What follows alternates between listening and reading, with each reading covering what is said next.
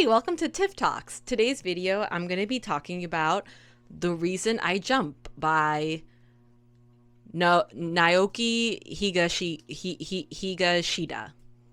So this book is written by a 13-year-old nonverbal autistic boy in Japan. The original writing was written in Japanese and it was translated to English by David Mitchell. This book is written by the autistic boy's perspective, and it's written in a question answer format where it would be a question and it would be, why do autistic people do this or that? And then he would answer. Something I would like to say is this book does the wording of it over generalize a lot of things.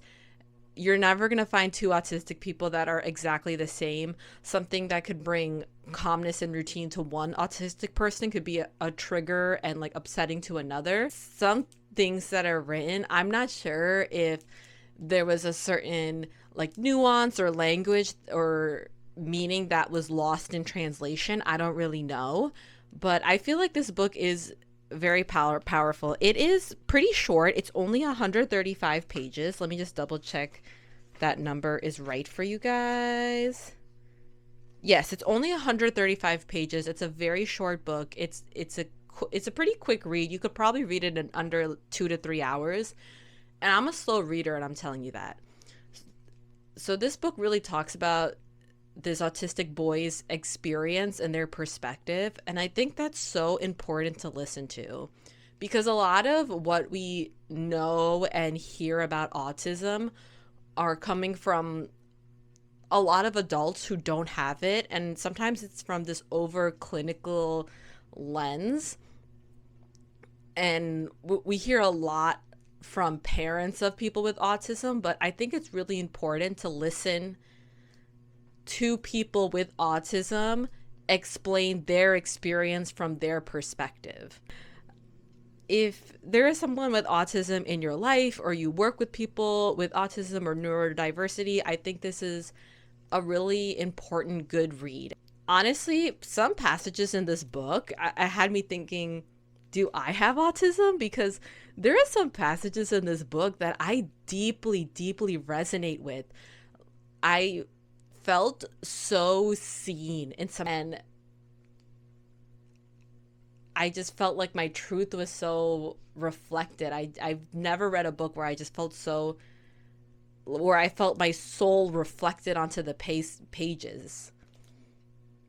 Highly recommend. And in this video, I'm just going to be talking about my favorite passages, my favorite pages, and why it resonated with me.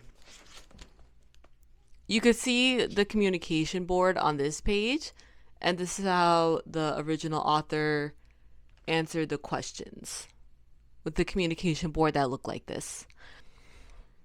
Why don't you make eye contact when you're talking? True, we don't look at people's eyes very much. Look whoever you're talking to properly in the eye, I've been told. Again and again and again, but I still can't do it. To me, making eye contact with someone I'm talking to feels a bit creepy, so I tend to avoid it. Then where exactly am I looking? You might well suppose that we're just looking down or at the general background, but you'd be wrong. What we're actually looking at is the other person's voice. Voices may not be visible things, but we're trying to listen to the other person with all of our senses. When we're fully focused on working on what the heck is it that you're saying, our sense of sight sort of zones out. If you can't make out what you're seeing, it's the same thing as not seeing anything at all.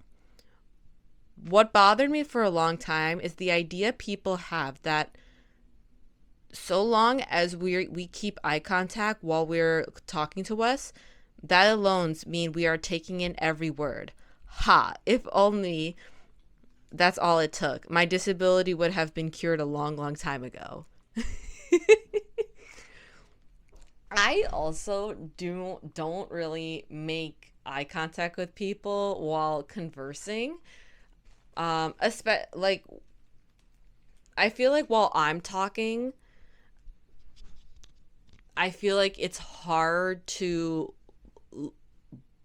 talk and communicate when I what I want to communicate while also maintaining eye contact and reading people's facial expression. Doing those two things at the same time is just this impossible task. I feel that I can't process all that information at once. So I honestly kind of prefer not to make eye contact. I can do it sometimes. I think I think for me, it's kind of the opposite in a way. If I'm talking because I'm processing information and trying to figure out how to word what I want to say, trying to do that while also trying to read your facial expression is just too confusing to me. And it's just too many things going on at once. It's like trying to solve a Rubik's Cube while you're driving. Like, that's genuinely what it feels like to me. Where sometimes when I'm taking in information and someone's talking, I feel like I can make eye contact sometimes if they're talking about something emotional, because I feel like and they're feeling some type of way. I it almost gives me like more context of like what's going on. But also, I do notice, especially in the workplace setting, if someone is explaining something to me regarding something I have to do at work or how to do something, then I tend to also not make eye contact because I'm trying to process the information that you're giving me. Of like, okay, like if you're giving me instructions on what to do, like if someone's giving me verbal instructions on what to do or how to do something, then I also tend to not make eye contact because I'm trying to imagine myself doing that task or trying to remember the order and how to do it, and I'm trying to remember.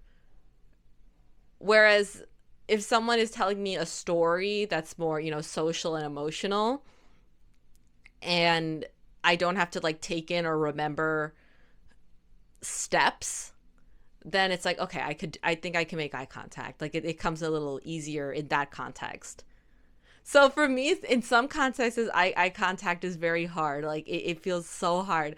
And in other contexts, like I feel like I could do it. So that resonated with me. Like if you know nothing about autistic kids, like the main thing people know is like they don't make eye contact and they flap their hands. So those are the two things. Like if you know nothing about autism, you'll know those two things.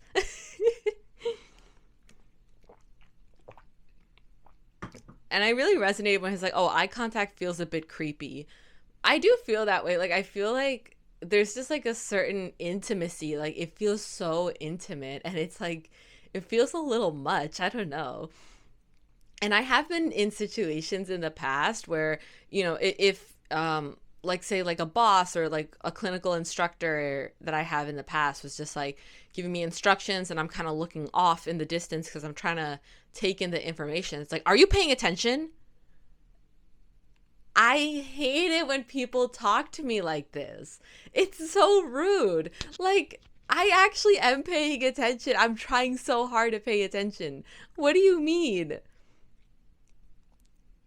It comes across as so abrasive when you're genuinely trying to take in information and remember things and do things right, but because you're not upholding the social norm of making eye contact, like people feel that it's completely appropriate to be like, "Are you listening? What are you looking at?" And it's like it just feels so abrasive and rude for no reason. I believe the reason people find it acceptable to react like that is because they feel that you not maintaining eye contact with them is a form of disrespect. So they feel then it is valid to be disrespectful back. I think that's what's going on in people's heads. But like to me, like that's not what's going on in my head. I feel like this really strong social norm of like you have to make eye contact is like a little bit ridiculous to me. I like, oh my god, hold on, I gotta turn on the fan. I'm actually getting hot. Question 13: do you prefer to be on your own? Ah, don't worry about him, he'd rather be on his own. How many times have we heard this? I can't believe that anyone born as human really wants to be left all to their own.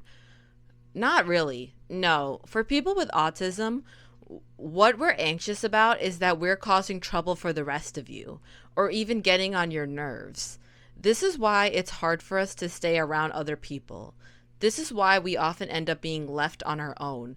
The truth is, we'd love to be around other people, but because things never ever go right, we end up getting used to being alone. Without even noticing this, without even noticing this is happening, whenever I overhear someone remark about how much I prefer being on my own, it makes me feel desperately lonely. It's as if they're deliberately giving me the cold shoulder treatment.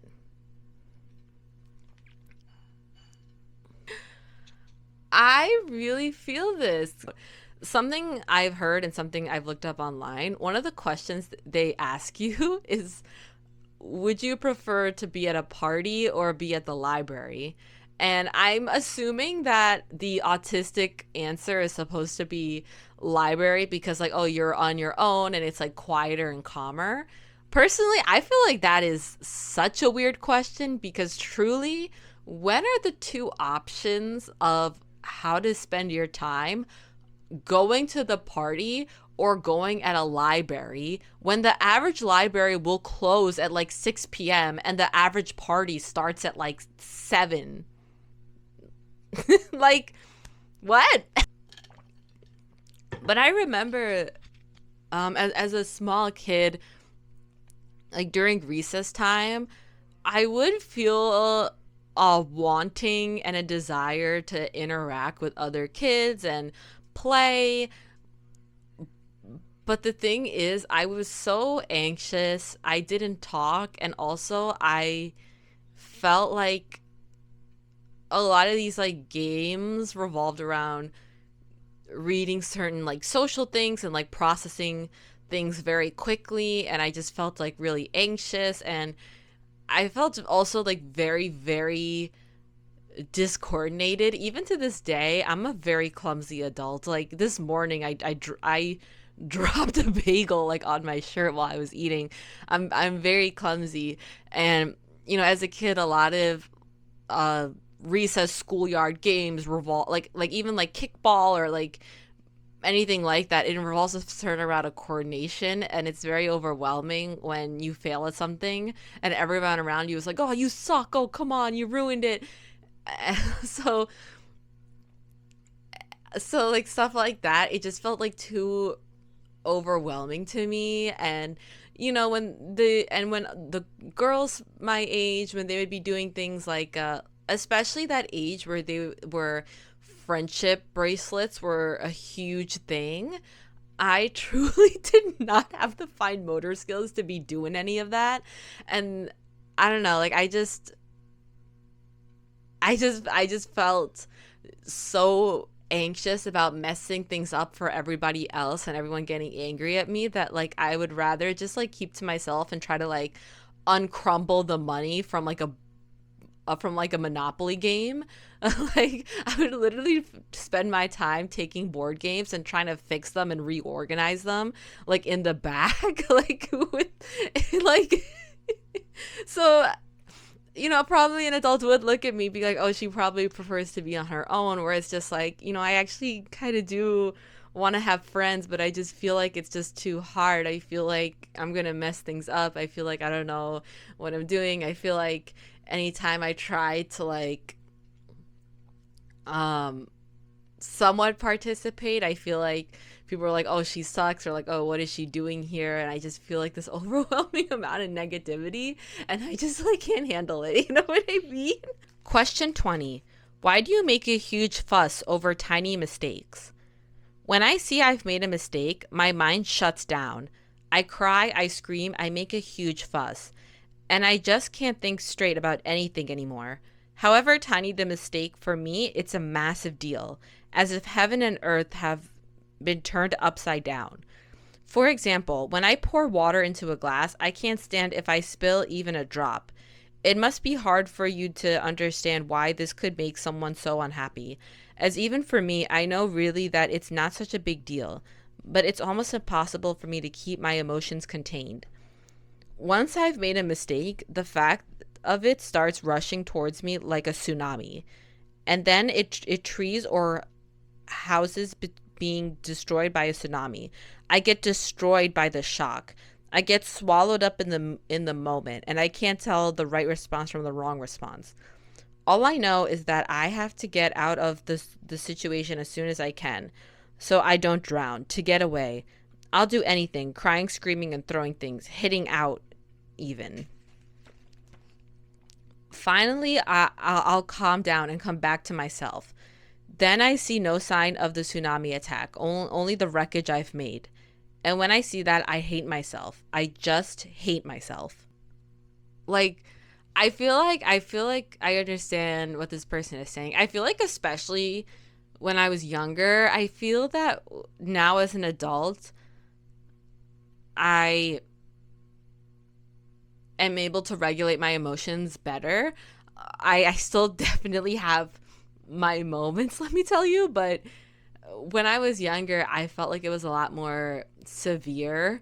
And when people would tell me certain things, or I would like mess up on like a test or something, or like when I was a kid, it would quite literally feel like the end of the world. It would feel like the world is ending.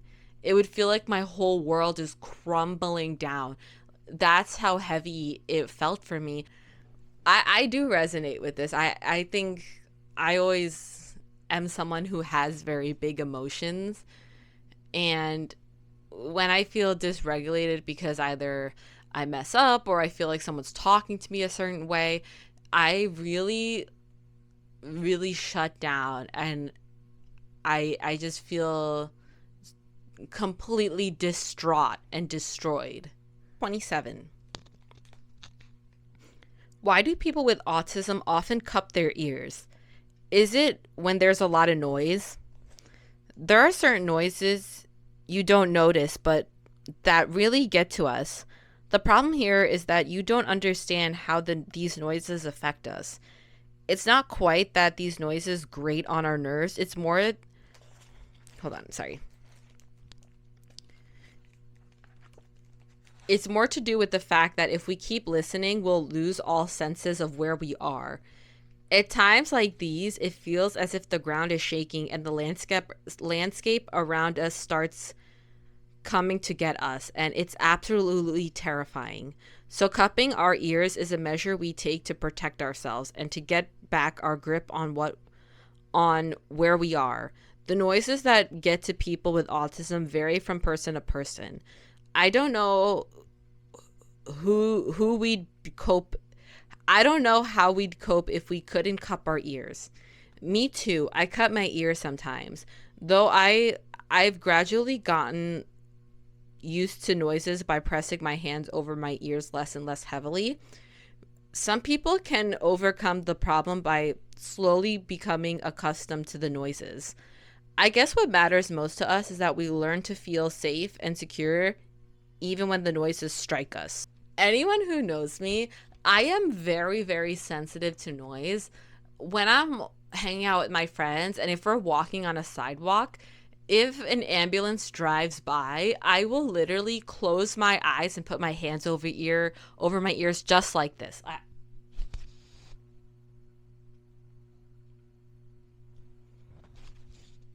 And I will dead ass just stop walking. And my friends who are very close to me know how I am, so they just know, like, oh, she's just like really overwhelmed, and once that ambulance is like past the street, like she'll like be fine. But I notice when I'm with new people or people who don't know me as well, they'll be like, "Are you okay? Or is something wrong?" And it's like literally this noise is so overwhelming. Like I literally feel like my whole body like shut down, and I can't process anything that's going on because I'm so overwhelmed, And the thing he said about, hold on, some people can overcome the problem by slowly becoming accustomed to the noises, I guess. I'm still sensitive to noises now as an adult, even when I'm in a busy restaurant, there's this company. This isn't advertised. This isn't like sponsored because like I literally have like 10 subscribers. But like those loop headphones where it's like, oh, it kind of muffles the noise, where it's like, oh, you could still talk to the person in front of you at a restaurant, but you're not gonna like hear everything. I'm someone who's always been very sensitive to noise.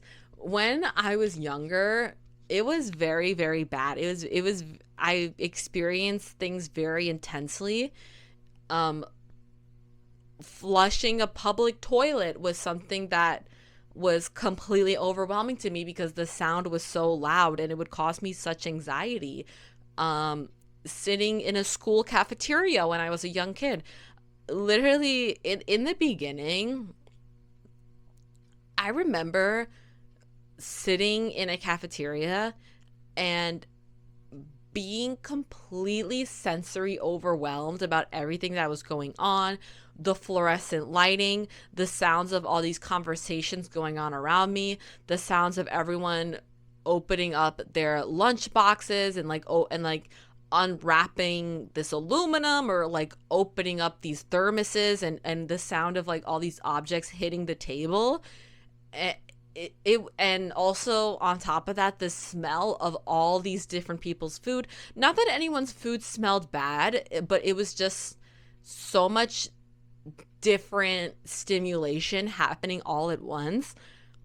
I would literally regurgitate because I was so sensory overwhelmed and I couldn't handle it. And I'd be sent to the nurse. And in the beginning, they would call my parents to pick me up because I just yacked up in the middle of the cafeteria.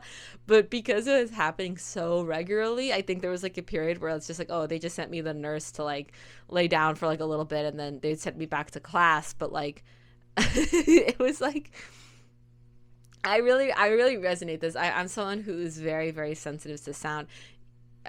It's just that especially in like a restaurant kitchen setting. I remember in college, because that kitchen in the college like campus cafeteria is like open, just like the sound of all this sizzling and like the scraping of the stove and the humming of the fridge, and then everyone like talking and the register going bing bing, bing, like it like my friends would be trying to talk to me, and they would have a hard time understanding why I was struggling so much to hear what they were saying. It was like because like all this information and this all this not information but like all this stimulus is happening at the same time, and it was just so hard to tune out things and to focus on the conversation and respond appropriately. They're like, why are you taking so long to respond?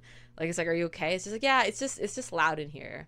This sensory difficulty, I mean, for the most part, as an adult now, I feel like it's fine, but sometimes it's to the point where it feels like really debilitating. And I feel like, especially being in a public space with like a lot of noises, I feel like that's part of the reason why I feel like I have such a low battery, like low energy battery when it comes to certain things. Like after even like going to church or and stuff like that, like just how much noise is going on, I feel completely shut down, and I feel like I need so much sleep and rest time to recover from things that like a normal person is like doesn't really care or think that much about. Like it like yeah, everyone feels like tired and like winded after like a party, but like for me it feels on a different level. Why do you like being in water? We just want to go back to a distant past, to a primeval era. In fact, because human beings even existed, all people with autism feel the same way about this one. I don't know about that. I think I reckon aquatic life forms came into being and it evolved, but why did they have to emerge onto dry land and turn to human beings who chose to lead lives ruled by time? These are real mysteries to me. In the water, it's so quiet. I'm so free and happy there. Nobody hassles us in the water. And it's as if we've got all the time in the world.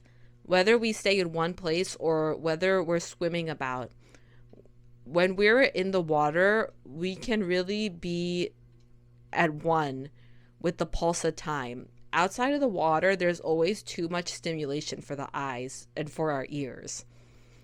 It's impossible for us to guess how long 1 second or how long an hour takes. People with autism have no freedom. The reason is that we are a kind of human born with primeval senses. We are outside the normal flow of time. We can't express. Sorry, hold on. We can't express ourselves, and our bodies are hurtling us through life. If only we could go back to that distant, watery past when we'd all be able to live as contently, as freely as you do all the time. I love being in water. I love being in the ocean. It's just such a peaceful experience. And I felt this especially as a kid, especially in the summer, if someone had a pool and had a pool party. It felt so comforting that when the sensory stimulation was getting overwhelming, I could just plunge myself and submerge myself completely in the water and then just have that sensory break, because in the water, all noises are muffled.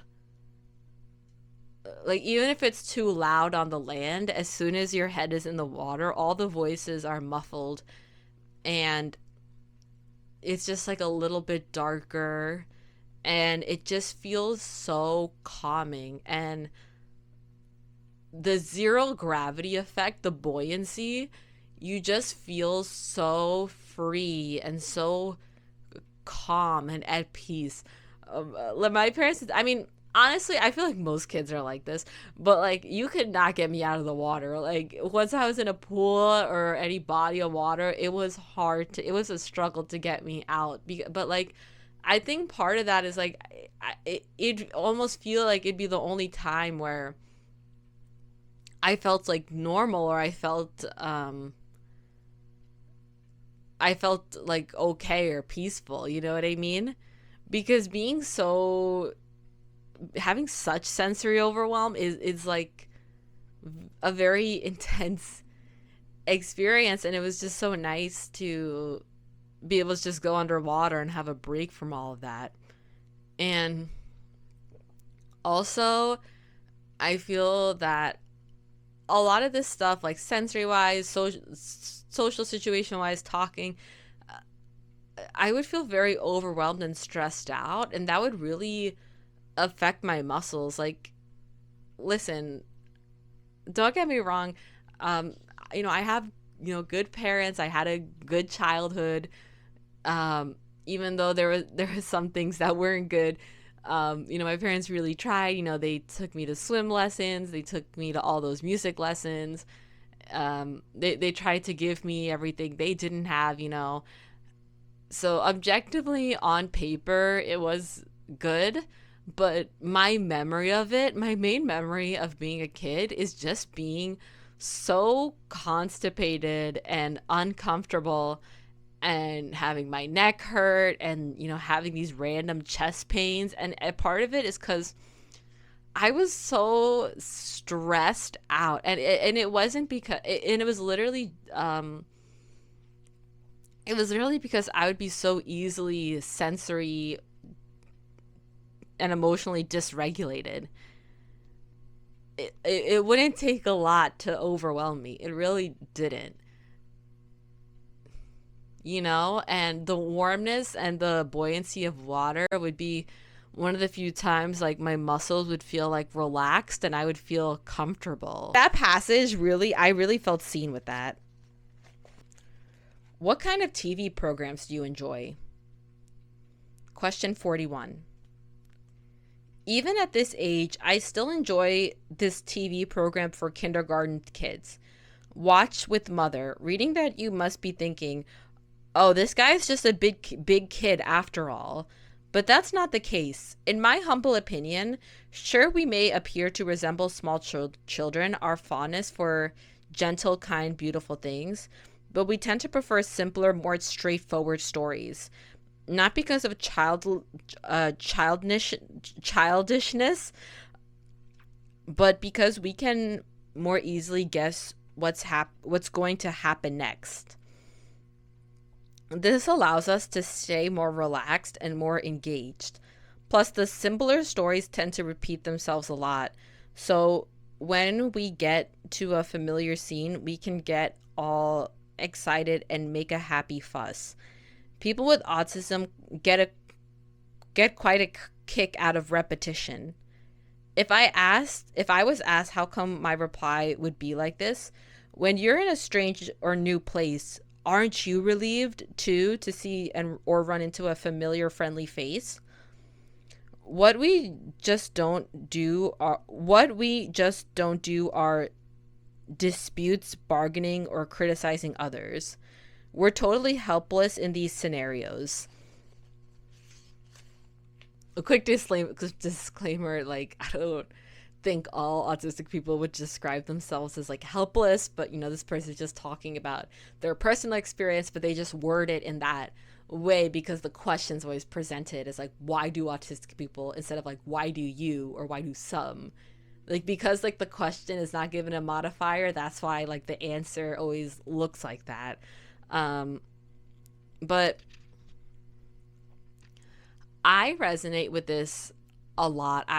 During times of my life where I was struggling emotionally for whatever reason with feelings of, especially when I'm going through a depression episode, I really cling on to those kind of shows, like those young shows. Um, it really helps me settle down. Like when I'm deeply sad, I like watching shows like Bear in the Big Blue House on Disney Plus. And um that show, if you've watched it, it's a show where the demographic is 3-year-old kids. But something about it is so soothing, and I really find comfort in shows like that. And especially when I'm going through a hard time, or even if it's not necessarily a hard time, even going through a change, I like to watch shows that I've watched before, especially cartoons like Bob's Burgers, Steven Universe, because there's a sense of familiarity, like this, like Naoki was saying.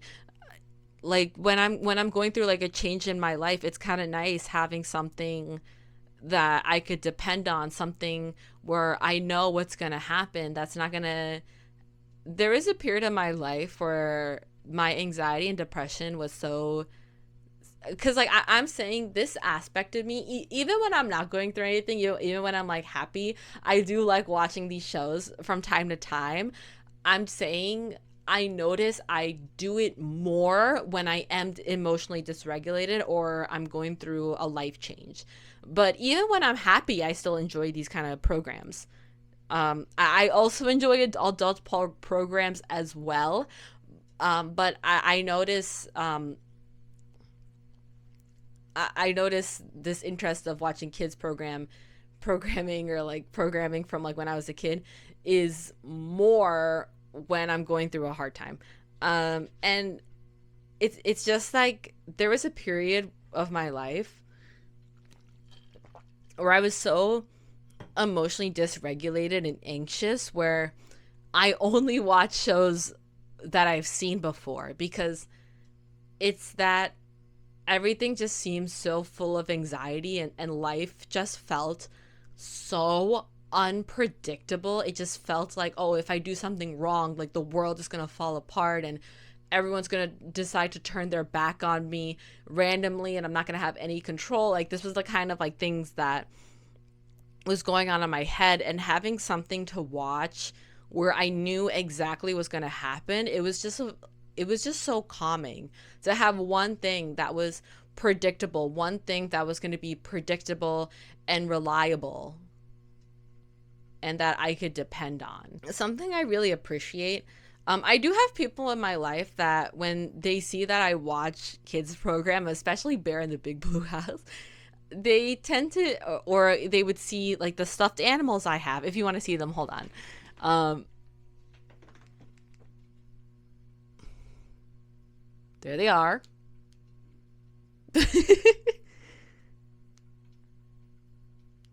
Bears. Piglet. But there are people, when they see that I do have childish interests, they think that I'm childish and immature. And I don't want people to look at me like that. I am a 27-year-old woman. I am an adult. I could make, choices. I could make adult choices. I could do adult things. And enjoying and finding comfort in things that are deemed like childish doesn't take away from the fact that I'm an adult with autonomy. And I really appreciate people who could see in my life, that could see the nuance in that could see like, oh, even though I do like some childish things, like I am still an adult. Because there are some people who's like, oh, like she's kind of childish, she's kind of immature. And it kind of hurts me when I'm viewed like that, because I don't think that's true. Like, I'm an adult woman, I have a full-time job, like, So I really like that he said, like, oh, like, just, we find comfort in it, but that doesn't mean that that doesn't necessarily mean that, like, oh, like, we're childish and we're just a big kid. Like, that's not what that means. 6. Do you need a visual schedule? I understand that any plan is only a plan and is never definite. But, hold on. Sorry. Okay. But I just cannot take it when a fixed arrangement doesn't proceed as per visual schedule. I understand that changes can't always be avoided, but my brain shouts back, no way, that is not acceptable. So speaking for myself, I am not a big fan of having visual schedules around the place. People with autism may look happier with pictures and diagrams of what we're supposed to be and when, but in fact, we end up being restricted by them. They make us feel like robots, with each and every action pre-programmed. What I'd suggest is that instead of showing us visual schedules, you just talk through the day's plans with us, verbally and beforehand. Visual schedules create such a strong impression on us that if changes occur, we get flustered and panicky. Observing that new change can also be shown on the schedule is beside the point. I'm afraid the message I want to get across here is please don't use visual things, like pictures on schedules, because then the activities on the schedule and their time and timings get imprinted too vividly into our memories. And when what happens, we end up stressing ourselves out whether what we're doing is or isn't matching up with what was on the schedule. In my case, I end up checking the time so often that I'm no longer able to enjoy what I'm doing. People who don't live with autism often think that the rest of us won't be able to understand the plan for the day just by listening. But give it a try. And although we might ask you the same questions over and over, we will get the hang of it and ask you less and less. Sure, this will take time, but I think it's easier for us in the long term. Of course, when it comes to explaining the order that you do certain things in, or instructions about how to make such and such an object, visual aids like pictures can help us a lot. But being shown photos of places we're going to visit on an upcoming school trip, for example, can spoil our fun. This passage was very interesting to me because working with people on the autism spectrum and people with learning difficulties or learning disabilities or cognitive executive disabilities and things like that, we learn a lot, like, oh, use a visual schedule, like visual schedules are important for like this and that. Being someone who works with kids with those kind of challenges, something we learn in our training is like, oh, really use visual schedules. So it's kind of interesting to hear someone with autism being like, oh, I actually don't like visual schedules. Listen, like, if that's working for you and like your child or the person with or the person you're working with, if that works, then that's what works. As I said, as I keep saying in the video, each autistic person is different, and what works for one person is gonna, it could be a trigger for another. Like, it's just so individual. But it's really interesting to hear someone be like, oh, I actually don't like a visual schedule, because when things don't go according to plan for that visual schedule, it makes it harder to accept. I feel like I kind of understand what they're saying too. I feel like even with like friends, like sometimes like, oh, we're gonna do this restaurant and do this and that thing, and then I'm imagining it going that way, and then when it's not that way, it's harder to accept because I already got myself used to that idea in my head. You know what I mean? Kind of interesting seeing like, oh, this visual schedule thing isn't like a cookie cutter mold that everyone is gonna enjoy equally. It's kind of interesting to like just have that perspective. Oh my god, this book, I have never felt so seen and understood. Like, literally, these passages, I felt like it reached down and like connected with my soul. Like, I really resonate with a lot of the things this person is saying. This is such a good book. I would say that if you want to read this book, I would skip to the preface. I would skip this introduction portion, because the introduction portion is written by the translator of the book, David Mitchell, and he's just like talking about why he's interested in autism and why he got this book and was interested in translating it. But within the introduction, it does contain certain things that it seem kind of like abruptly ableist in a way, being like, it basically, this introduction, the summary of the introduction is just like, oh wow, I didn't even think autistic people could think a complex thoughts until I read this book. And it's like, that's a weird thing to say. I don't know. That's just me. I would recommend starting at the preface, because that is when Naoki Higashida, that's when like the book really starts. I really, really enjoyed this book, and I really enjoyed talking about the passages that resonated with me with you guys. Thank you so much for sticking around for the video, and I'll see you for the next one. Bye!